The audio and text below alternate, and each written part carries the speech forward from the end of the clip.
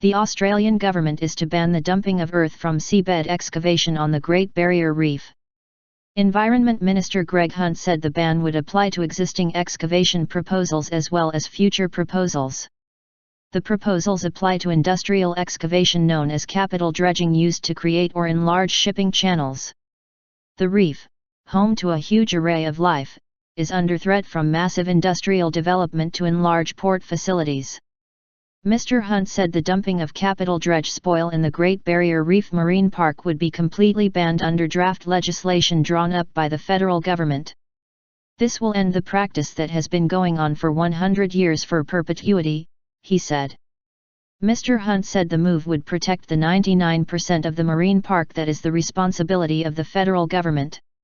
The Queensland government, which has authority over the other 1%, will take legal steps to cover the gap, he said. Dredging involves cutting away large swathes of seafloor, lifting or sucking it up and dumping it somewhere else, usually into deeper water further out to sea or onto reclamation areas where sea is turned into land.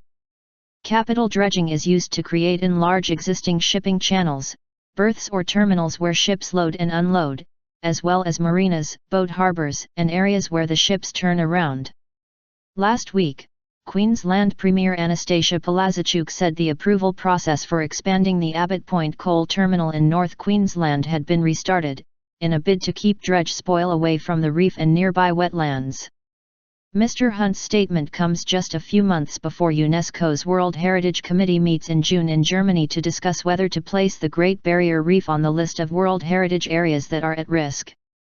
Neither the federal or state government initiatives are enough to protect the reef, said Australian Greens Environment spokesperson Senator Larissa Waters. Senator Waters said that in the last 5 years, 80% of the dumping had occurred in the 1% of the World Heritage Area that is outside the marine park, and not protected by the federal ban. While the state government's proposed ban is for the World Heritage Area, not the smaller marine park, it's unclear whether it will apply to projects already applied for or approved, Sen Waters said. The Greens are calling on the Palaszczuk government to make sure its ban covering the World Heritage Area applies to all projects, whether they are already applied for or approved, she added.